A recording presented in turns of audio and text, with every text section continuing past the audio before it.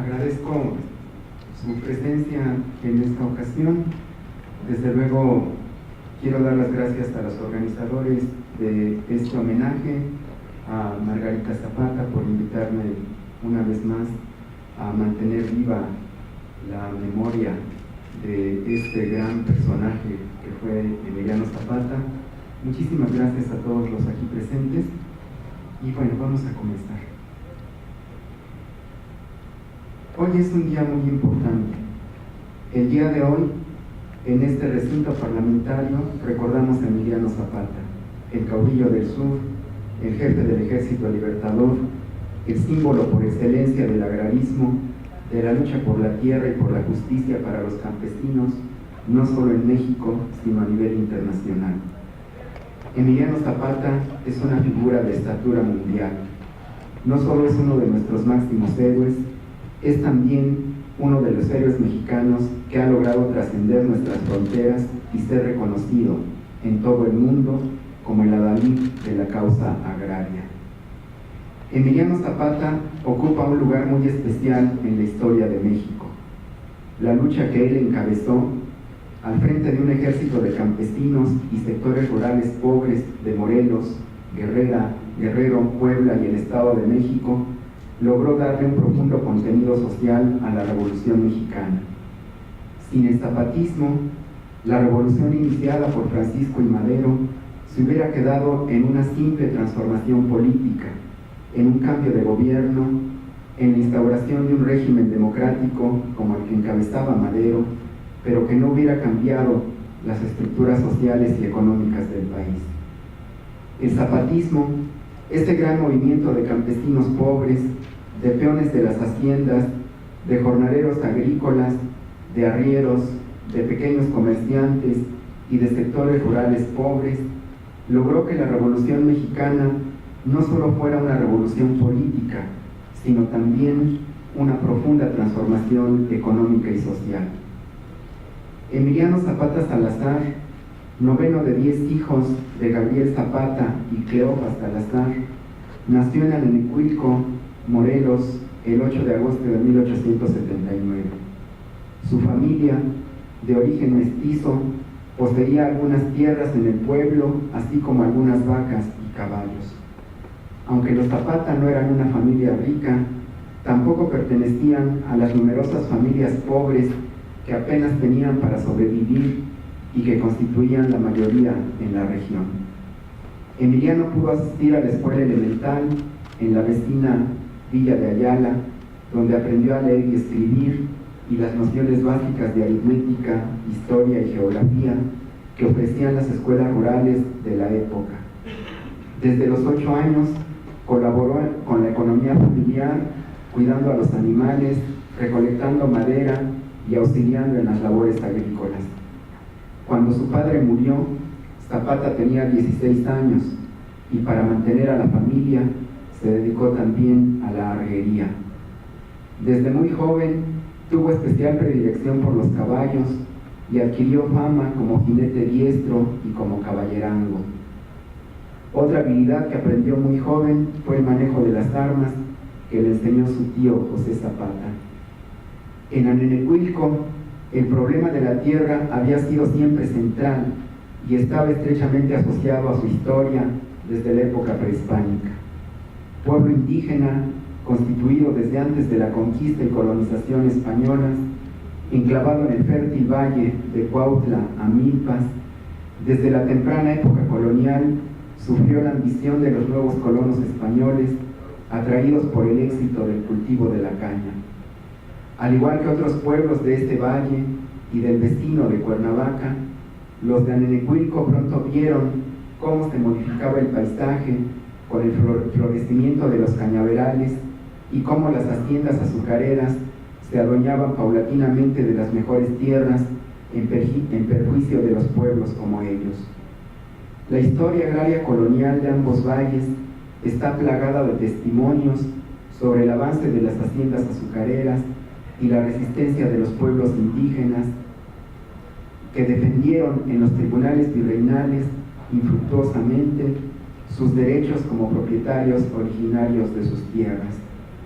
Esa resistencia y la reivindicación de los pueblos de sus terrenos y aguas continuó durante el siglo XIX y también en el Porfiriato, cuando la modernización productiva de las haciendas azucareras produjo una nueva presión sobre la propiedad que aún conservaban los pueblos, la mayoría de los cuales, con el paso del tiempo, habían tenido que convertirse en arrendatarios o en trabajadores estacionales de las tierras de las haciendas. Anenecuilco fue uno de esos pueblos que sufrieron y resistieron los embates de las haciendas azucareras. En su caso, la ofensiva provino de la hacienda del Hospital, que se asentó en su región desde la época colonial y fue avanzando paulatinamente sobre las tierras del pueblo, que reclamó siempre su derecho original sobre ellas. El punto culminante de esta larga historia ocurrió en 1910, cuando los dueños de la hacienda decidieron negar a los de Anenecuilco la posibilidad de seguir trabajando en las tierras que arrendaban.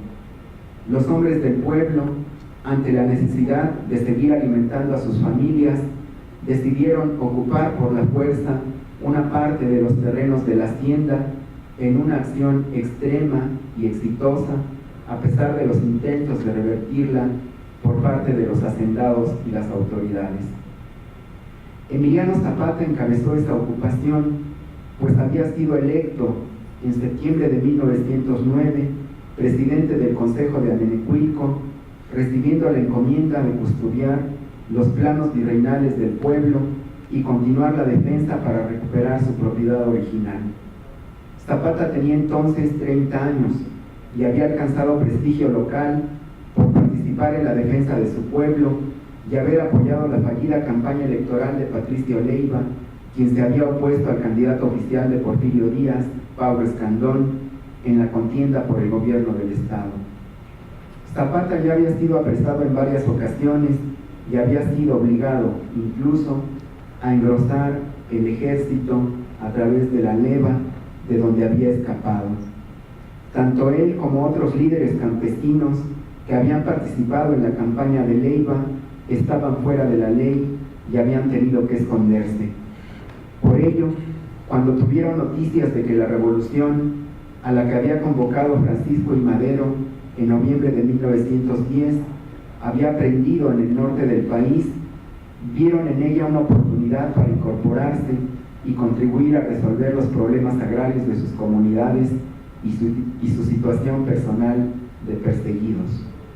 Así, en marzo de 1911, una pequeña partida de hombres armados, entre los que estaban Emiliano Zapata, su compadre Otilio Montaño, Rafael Merino y Pablo Torres Burgos, se levantaron en armas y se incorporaron a la rebelión maderista. Zapata se convirtió en el jefe del movimiento que se extendió por el estado de Morelos y en 2 meses logró ocupar varias de las principales ciudades de esta entidad, entre ellas Cuautla. Cuando Porfirio Díaz renunció a la presidencia de la República, el movimiento zapatista era la principal fuerza revolucionaria del Estado. Madero, el líder de la revolución triunfante, pactó el desarme del ejército revolucionario y el mantenimiento de las instituciones del régimen porfirista.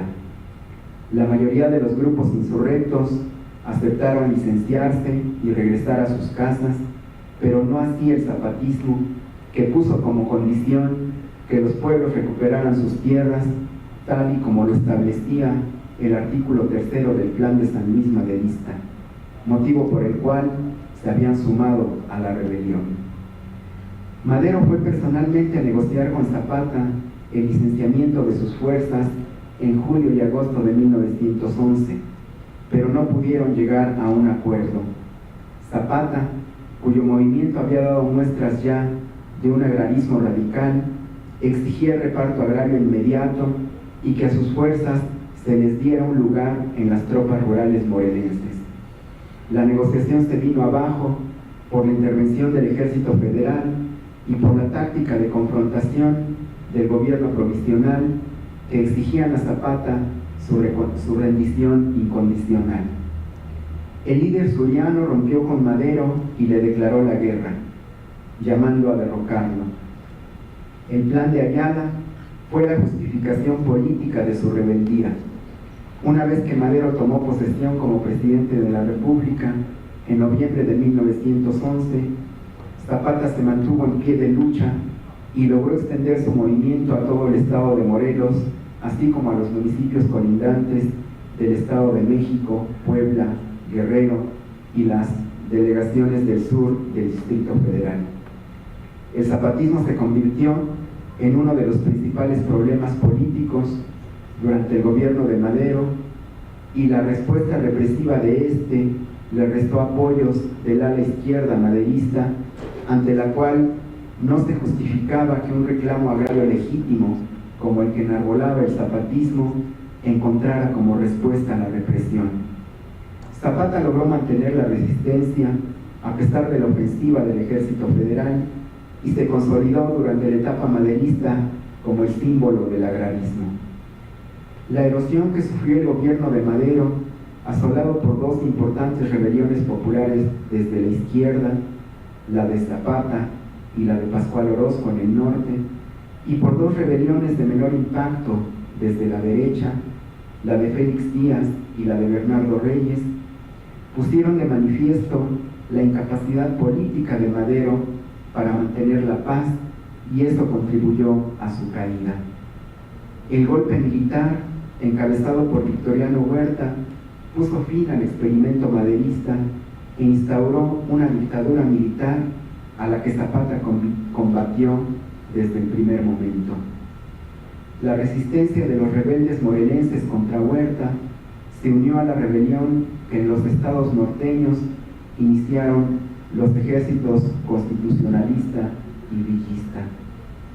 La acción combinada de esos tres ejércitos fue minando al régimen huertista y le fue arrebatando el control de la mayor parte del territorio nacional.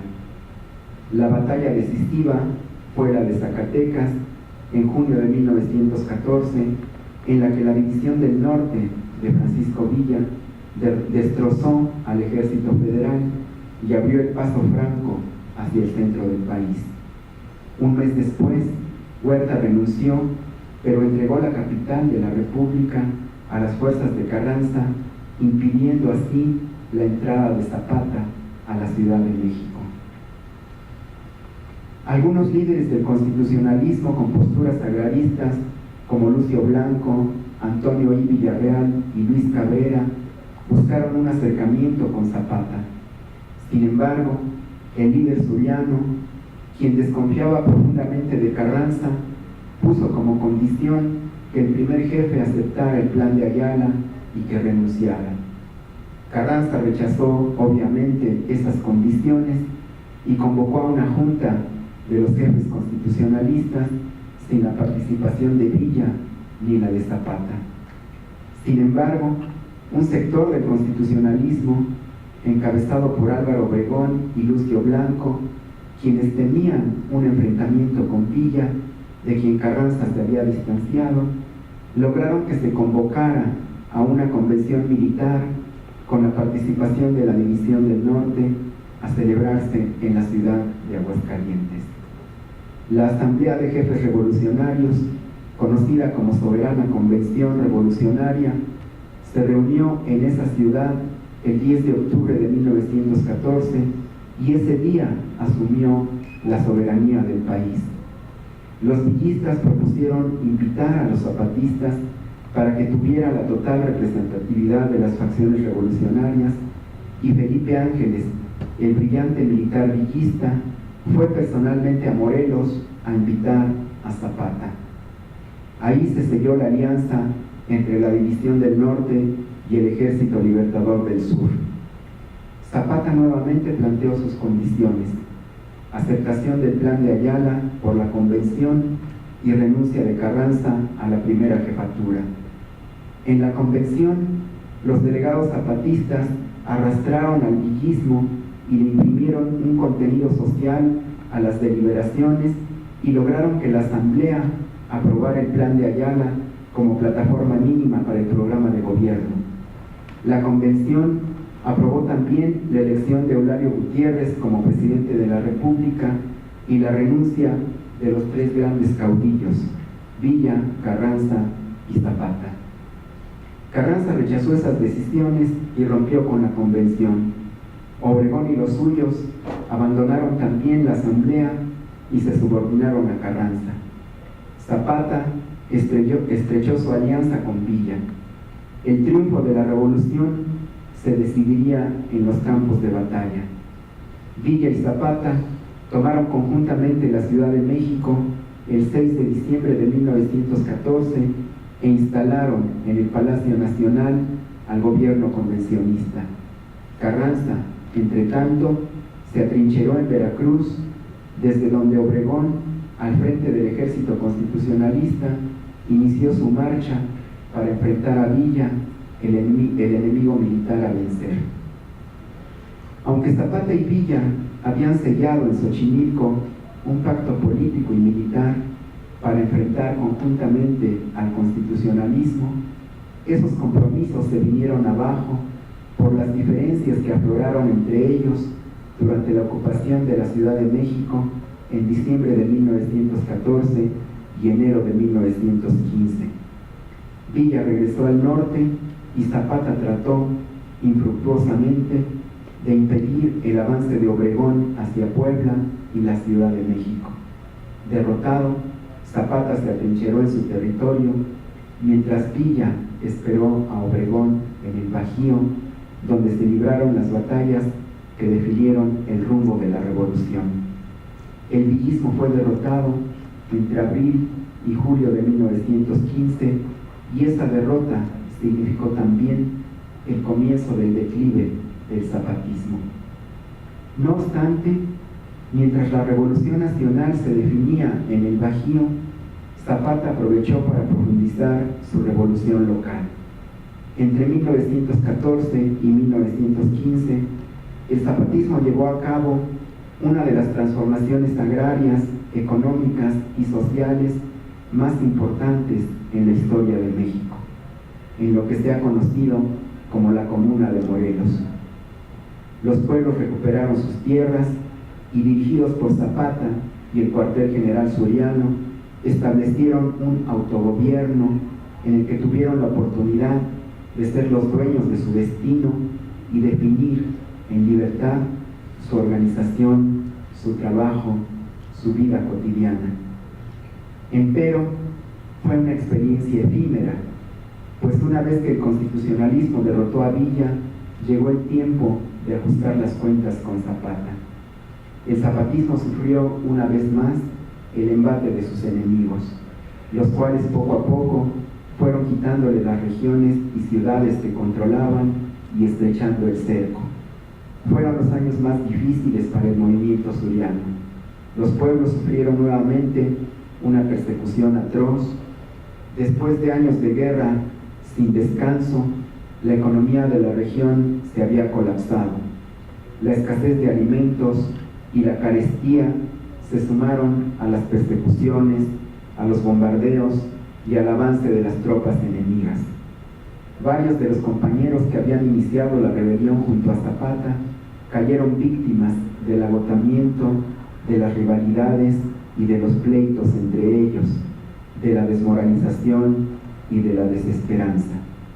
Zapata perdió a su hermano Eufemio, muerto por una venganza luego de un pleito de cantina, y vio como Otilio Montaño, su compadre y redactor del Plan de Ayala, era juzgado y fusilado, acusado de traicionar la causa zapatista.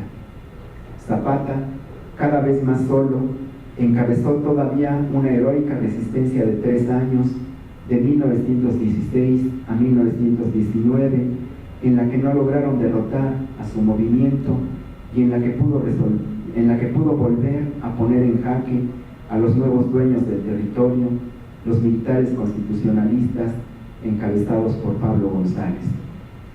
Zapata buscó establecer alianzas con diversos líderes anticarrancistas de manera pragmática e infructuosa. Su derrota final, una vez que había fracasado su estrategia de formar una amplia coalición contra Carranza y que las bases de su apoyo en Morelos estaban cada vez más debilitadas, era cuestión de tiempo. Zapata cayó asesinado, víctima de una traición fraguada por Pablo González y de la que estuvo enterado Venustiano Carranza el 10 de abril de 1919 en la hacienda de Chinameca. Su leyenda comenzó a forjarse desde ese momento y se convirtió, con el paso de los años, en el principal prócer del agrarismo mexicano. Los ecos y la influencia de su figura y de su lucha se hicieron presentes en el contenido del artículo 27 de la nueva Constitución de la República, que incorporó como derecho constitucional el reparto agrario y como responsabilidad del nuevo Estado garantizar su cumplimiento. La amplia reforma agraria llevada a cabo por los gobiernos posrevolucionarios a lo largo del siglo XX tuvo en Zapata su principal fuente de inspiración y legitimidad. Zapata se convirtió así en símbolo de lucha y de rebeldía para los campesinos y para el movimiento popular mexicano. Zapata fue asesinado el 10 de abril de 1919 en la hacienda de Chinameca en una emboscada preparada por Jesús Guajardo, oficial del ejército carrancista, bajo las órdenes de Pablo González. El plan para asesinar a Zapata comenzó a fraguarse un mes atrás. Pablo González, el jefe militar de la campaña contra el zapatismo, se disgustó con Guajardo porque, habiéndole encomendado a este una acción militar contra tropas zapatistas en Huautla, lo encontró bebiendo en una cantina, por lo cual lo arrestó.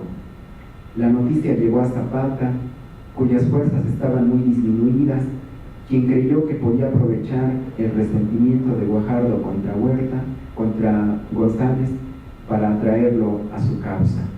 Así, le escribió una carta invitándolo a sumarse a sus filas.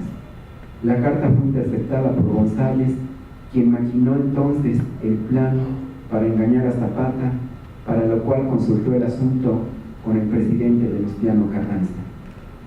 De ese modo, liberó a Guajardo, al que mostró la carta interceptada, y le ordenó que contestara a Zapata y que buscara un acercamiento con él. Así comenzó la intriga. Guajardo escribió a Zapata a fines de marzo que si le ofrecía garantías, se uniría a sus fuerzas con todos sus hombres y armamento.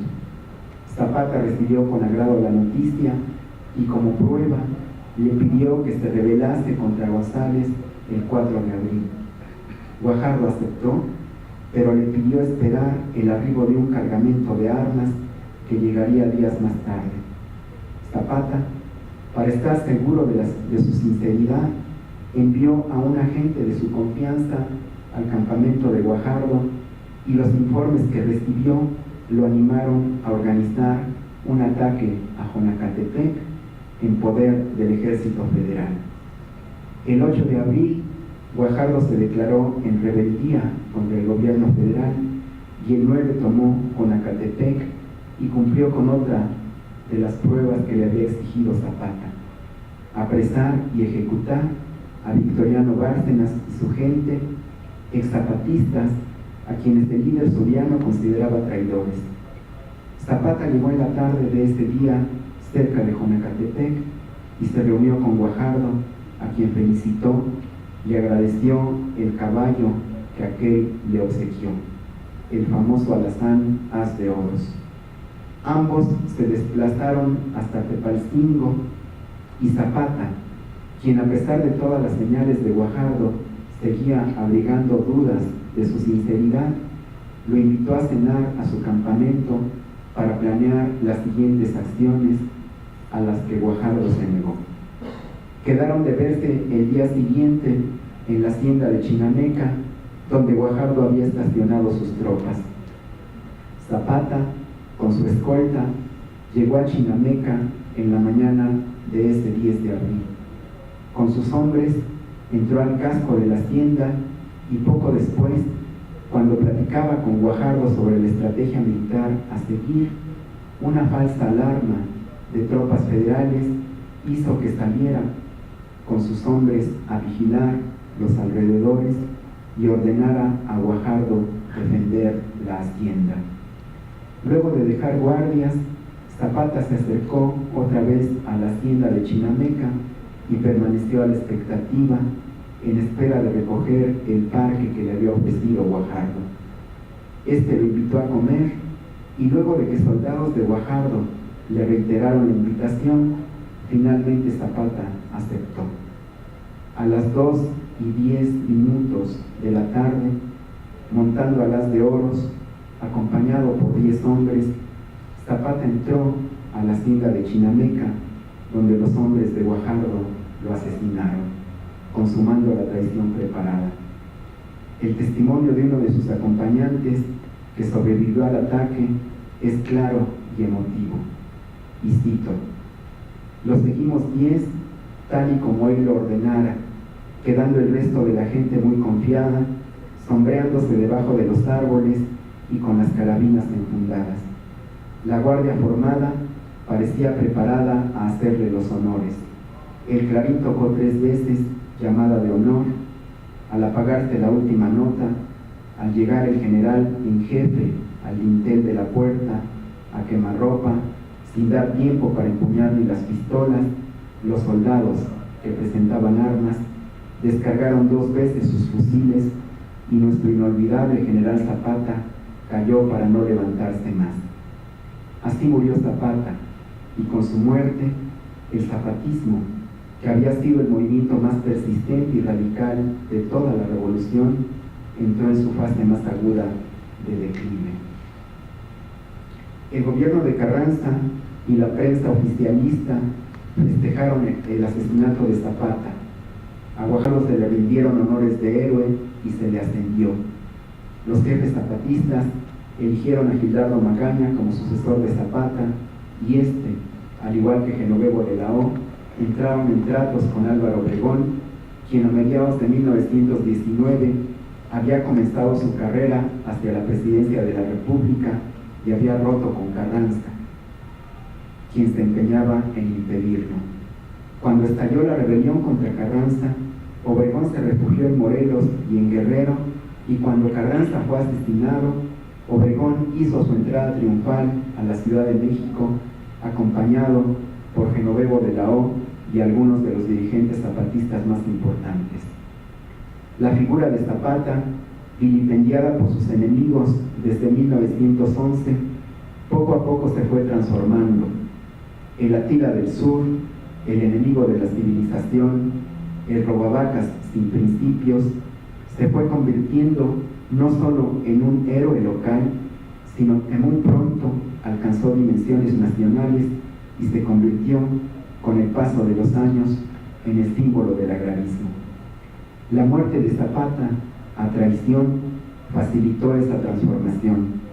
El carisma de Zapata y el enorme arraigo que había tenido entre los pueblos campesinos de Morelos, así como la legitimidad de las demandas agrarias que enarboló con más fuerza que nadie, estuvieron en la base del culto popular que muy pronto se extendió en la zona zapatista.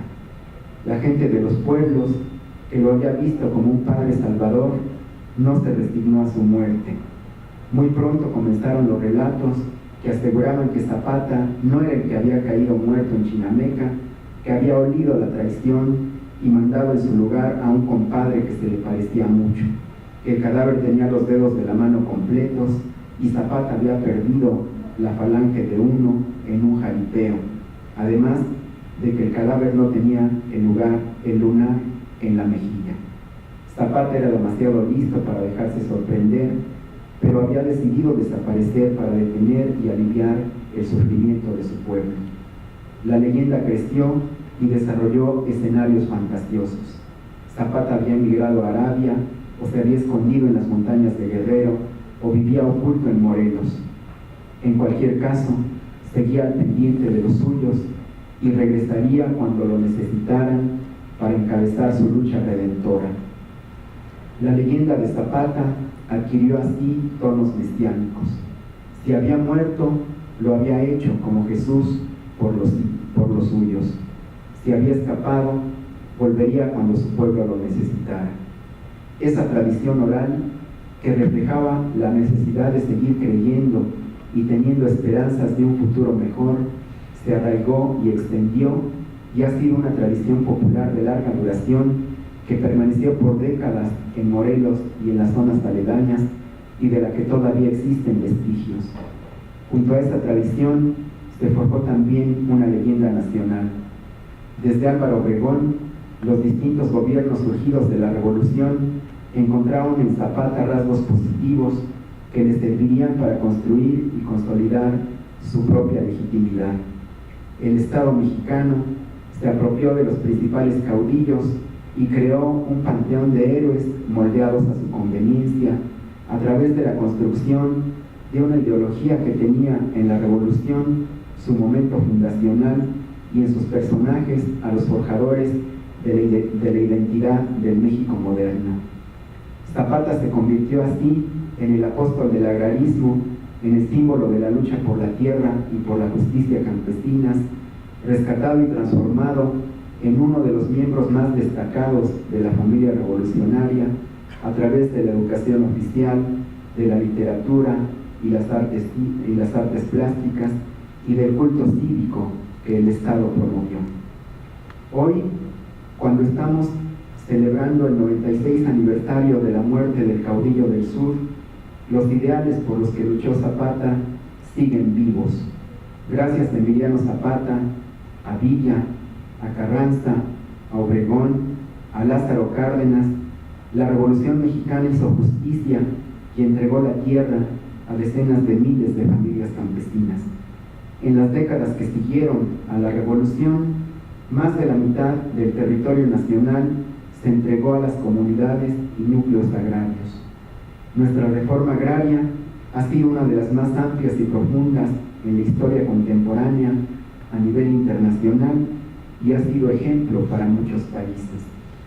Es una reforma agraria que nos enorgullece. Sin la Revolución Mexicana y sin Zapata, hoy no habría campesinos mexicanos. Los campesinos como clase habrían desaparecido y se habrían convertido en peones de las haciendas, en trabajadores rurales asalariados, en jornaleros estacionales. La Revolución Mexicana les dio la tierra y les permitió convertirse en uno de los actores centrales en el campo mexicano, como lo han sido en estos más de 100 años y como lo seguirán siendo en el futuro. La figura de Emiliano Zapata simboliza, mejor que cualquier otra, el espíritu y la lucha campesina. Representa la integridad, la congruencia, la intransigencia entre los principios, la firmeza en los objetivos, la honestidad y la pureza de los ideales y, ante todo, la legitimidad y la justicia de las demandas campesinas. Por eso, en este evento, celebrado en este recinto parlamentario, nos enorgullece rendirle este merecido homenaje al inolvidable caudillo del sur. Muchas gracias.